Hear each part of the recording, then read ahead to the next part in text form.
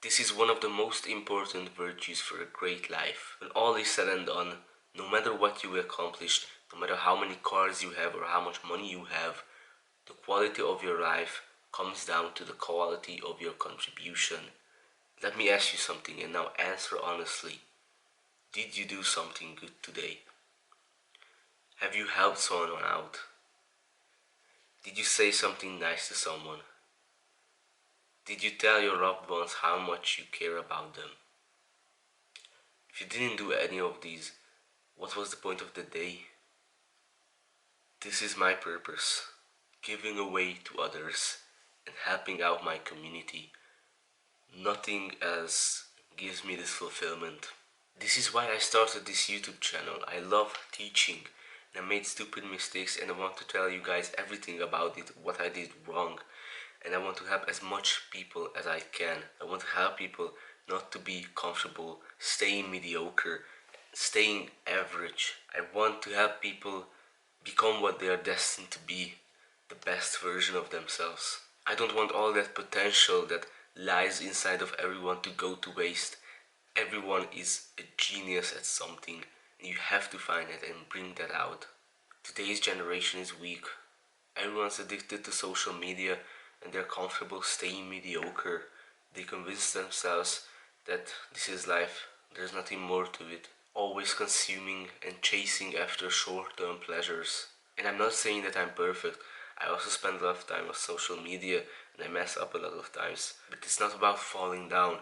It's about getting back up over and over again. I want to help these people by giving you free education so that we can learn together. Oh, and why is that rose there? It's a symbol. It's here to remind you of today's lesson and the old Chinese proverb, a little fragrance always clings to the hand that gives the roses. The meaning of this saying is clear.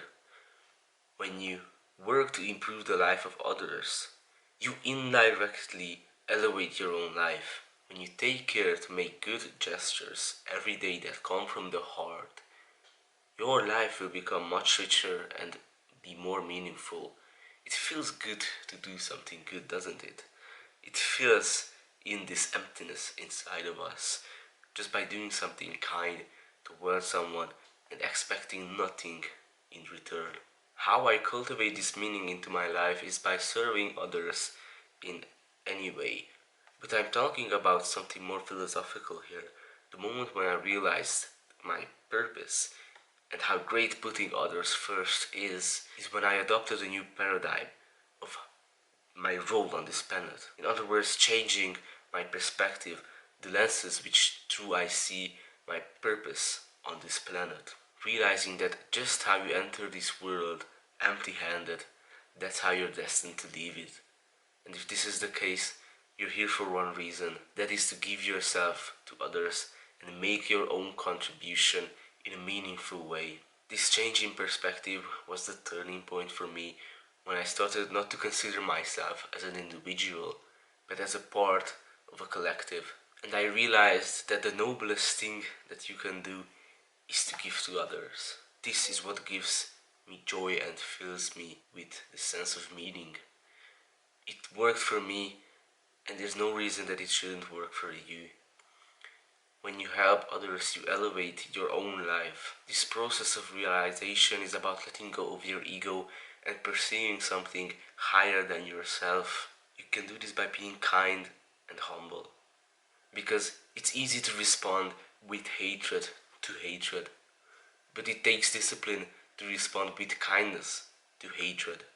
So give more to those around you, whether that be your time and energy, which are your most precious resources actually, and expecting nothing in return, not acting kind for your own sake, but from the heart.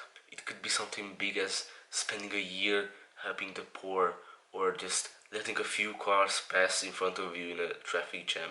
It may sound corny, but I'm talking from experience. Your life truly does take on a new level when you strive to make the world a better place.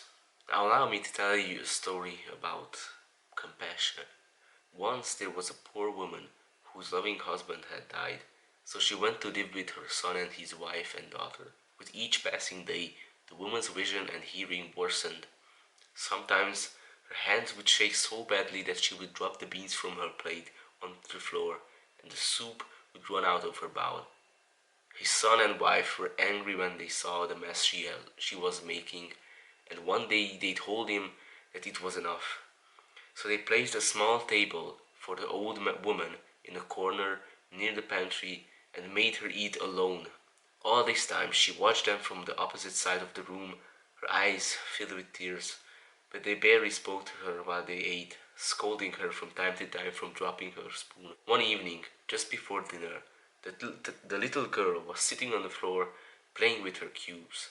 The father asked her, "What are you building?" And the girl responded, "I'm building a small table for you and mother, so that you can eat alone in a corner when I grow up." The child's parents were silent for a while, then began to cry. At that moment they realized the nature of their actions and the sadness they had caused. That evening they brought the old woman back to the table to her proper place. From that day on, she ate only with them, and when food fell from the table or a fork slipped on the floor, they didn't get upset. In the story, the parents were not bad people. They just needed a spark of awareness to reignite their compassion. So take time every morning to meditate on the good that you will do to others on that day. The sincere words of appreciation for those who least expect it. The warm encouragement given to your friends, and the little tokens of affection without any reason given to family members. All these add up to a much more wonderful way of living. And since we're talking about friendship, make sure you maintain your friendships and constantly improve your relationships. A person who has 3 great friends is truly a rich person.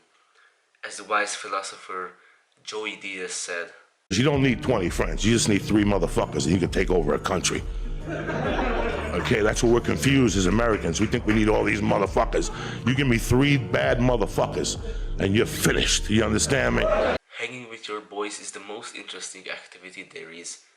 It's the funniest thing to do, to have a great laugh with your friends and talk shit to each other. It doesn't matter if you're broke or rich, what's important is the people around you.